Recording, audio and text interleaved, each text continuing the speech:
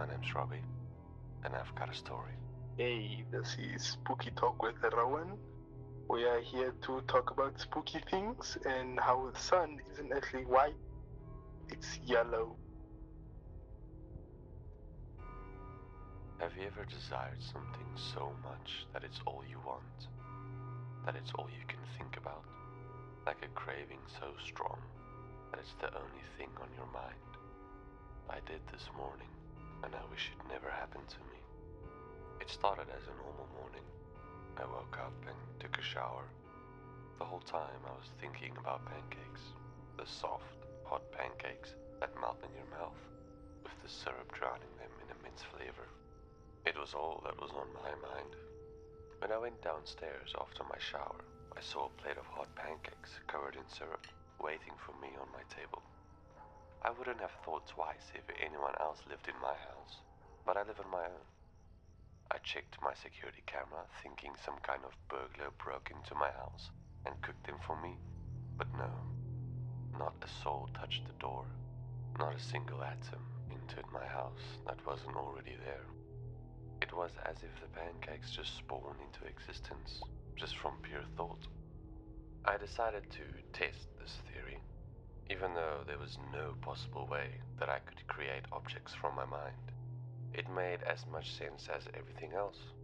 So, I imagined that $1 billion was in my bank account, untouched, and waiting for me to withdraw to my heart's content. Sure enough, I opened my bank account, and $1 billion was there. Now I could pay the mortgage.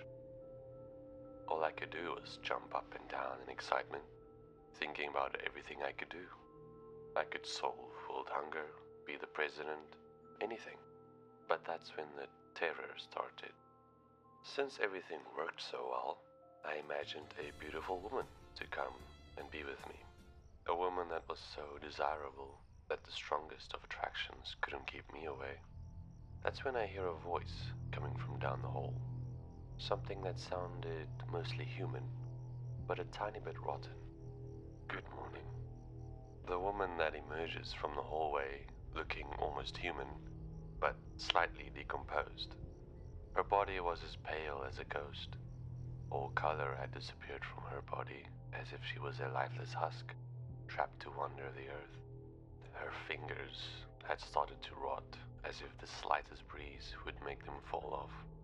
I was terrified, seeing this amalgamation in my house staring right at me. I had to close my eyes and imagine someone else taking her place. The initial woman disappeared, but the next one was so much worse. The flesh had decomposed more than the first woman, and she had this very distinct smell, as if the flesh was entirely rotten and had been baking under the hot sun.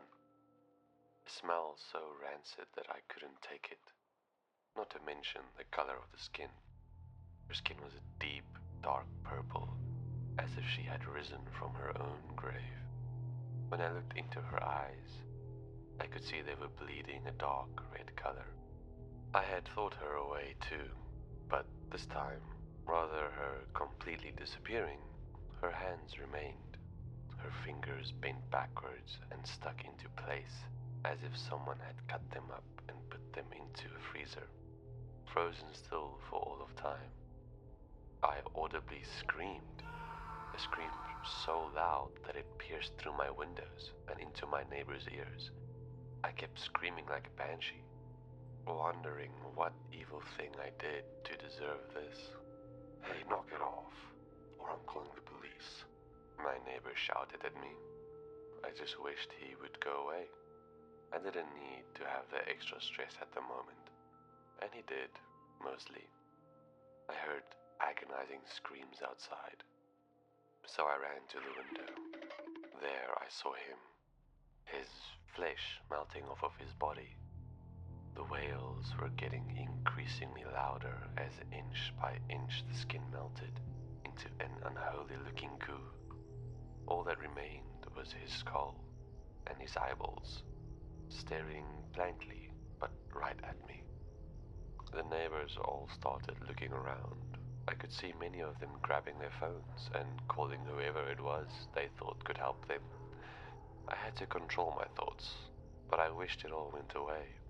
Everything did. Not just the people, but the road, the houses, the fresh grass. It all partially disappeared. The houses were now just pieces. The road had caved in on itself, leaving nothing but the dirt below. The bodies were left half dead, and half wishing they were.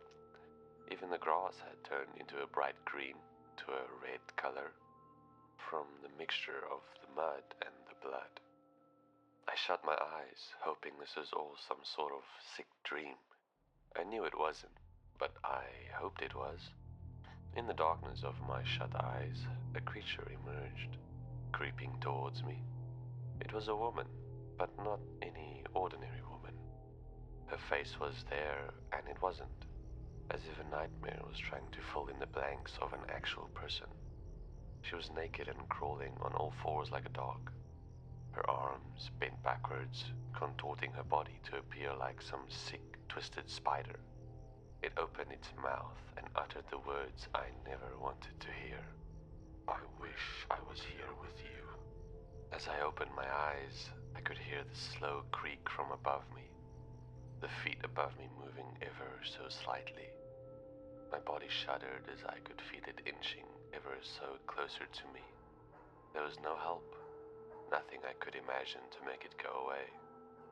I shut my eyes for one last time, embracing the cold death that awaited me.